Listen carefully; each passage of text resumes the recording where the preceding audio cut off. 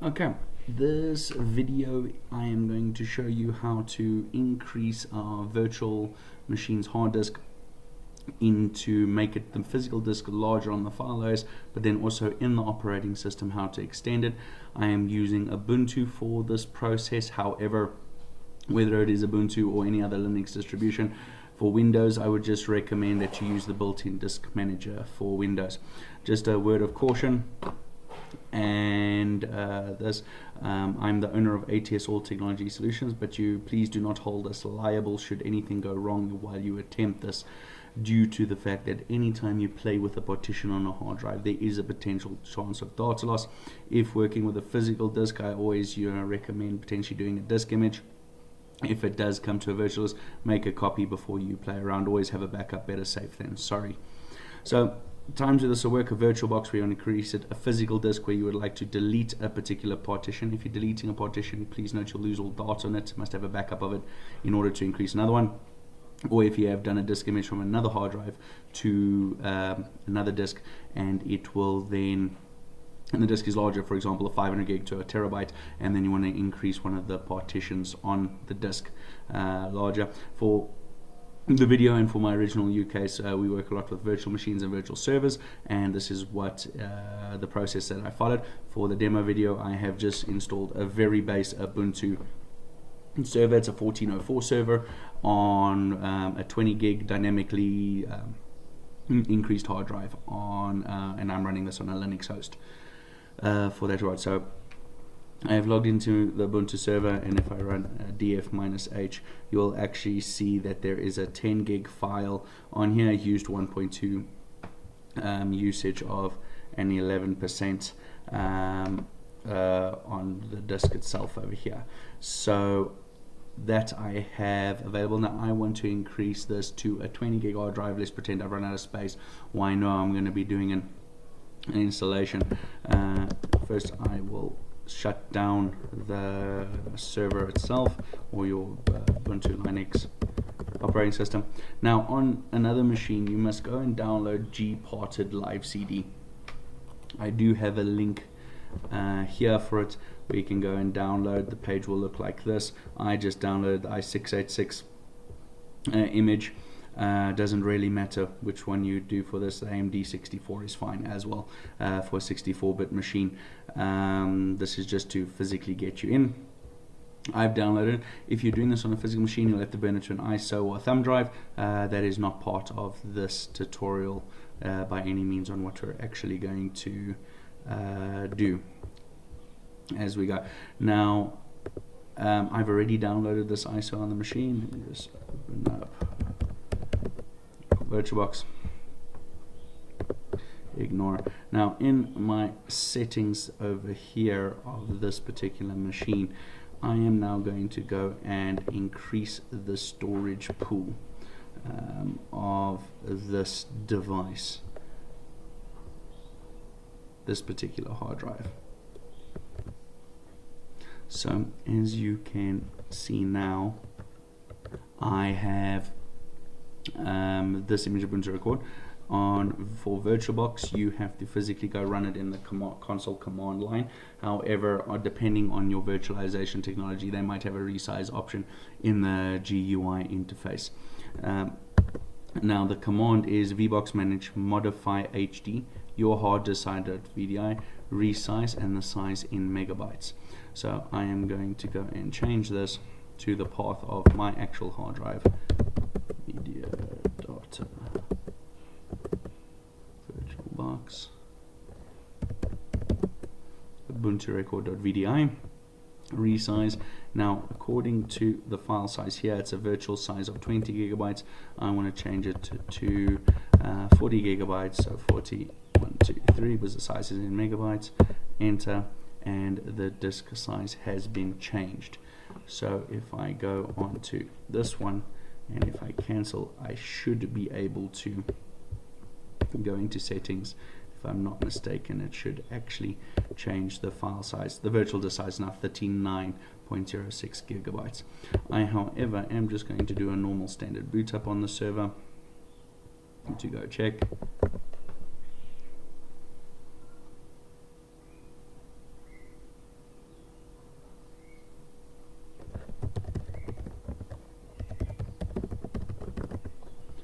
if you run df-h, you will still see the SDA1 there is marked off as 12 gigabytes on the system instead of the full increased space. So just because you resize the hard drive doesn't mean that the actual operating system knows about it. So I'm going to shut down the server again.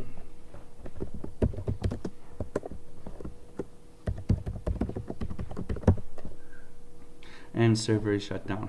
So now what you're going to do is I'm going to tell it to boot up off the ISO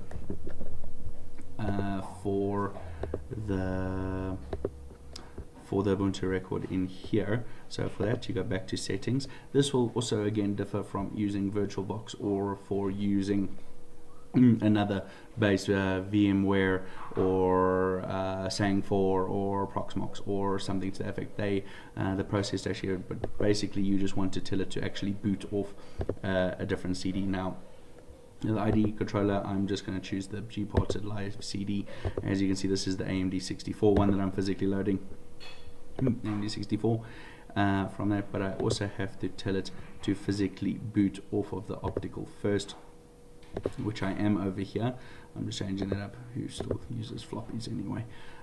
So optical and hard disk, and I'll say OK, and then I will start the server again.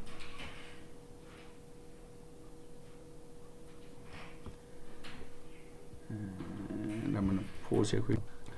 I see what I did there. I accidentally clicked on the Ubuntu server instead of the G-Parted for the actual load. That's why when it did load just before I paused it went into the Ubuntu install.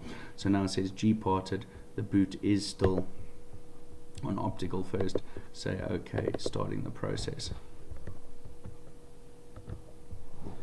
And boot into G-Parted Live CD. As I am English and I use a US keyboard, etc., I am going to select all the standard defaults as it asks for them on the boot. I have noticed this process takes some time. I'm going to pause to get to the first start.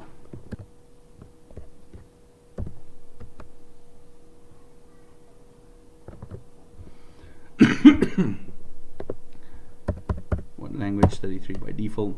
0 to continue. What this is going to do is boot up, I believe it's a Debian live CD, and it's automatically going to start G-Parted. Now when it starts G-Parted, I only have one hard drive in here. Depending on which driver you're using, it'll either be HDA, SDA, VDA, something along those lines. I have not tested this using LVM. In any effect, so I would not, if you have an LVM based partition, etc., I would do more research for that regard. So on DevSDA, you can see I've got a 49 gig hard drive, but you'll see I have 12 gigs here and an 8 gig swap partition that Ubuntu does by default, because the RAM I've allocated to this machine is 8 gigs. You'll see here I've got a whole lot of uncompleted space. So the trick is here, they should be able to click on and say resize and move, but you'll notice it's not giving me any options. This is because Ubuntu and certain other distros put your swap at the end of your hard drive, so physically it cannot extend because this block is over here. So what we actually have to do is we're going to delete the swap partition. As you can see, it's an extended partition Linux swap. I am just going to then delete this.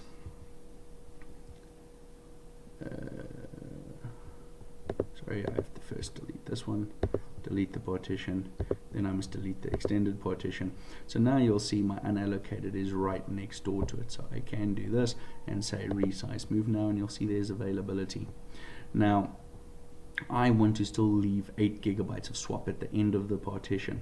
So what I did first try is I just went, oh, free space to follow, and I did 8192 and push enter. But you'll notice what that actually does is it physically moves your partition. It didn't change the size over here.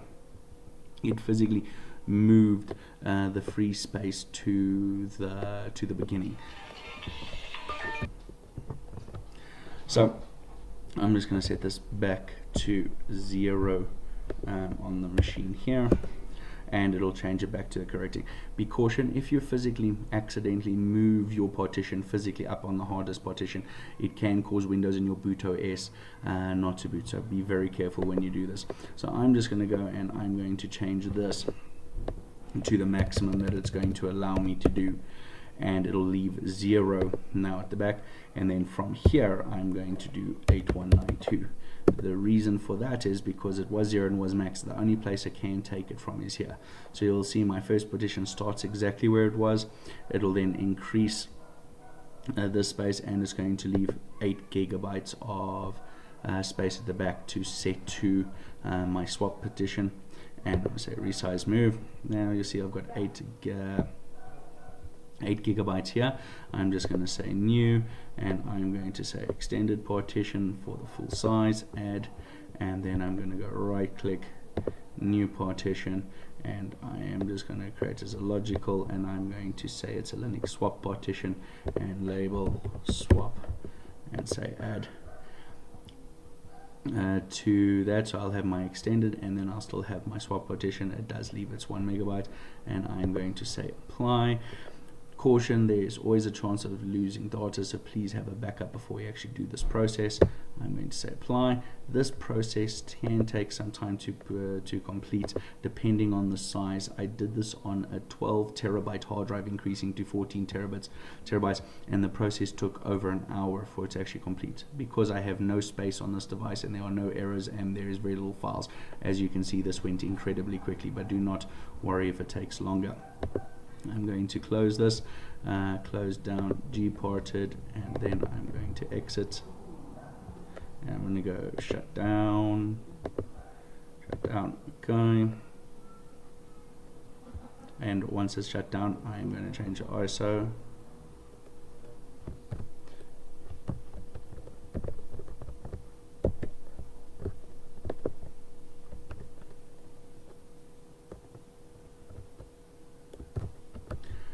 Once it is shut down, go into the settings again.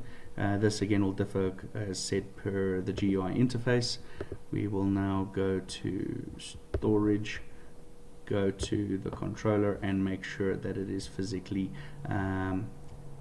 removed from the IDE for the boot. And now I'm going to boot up again.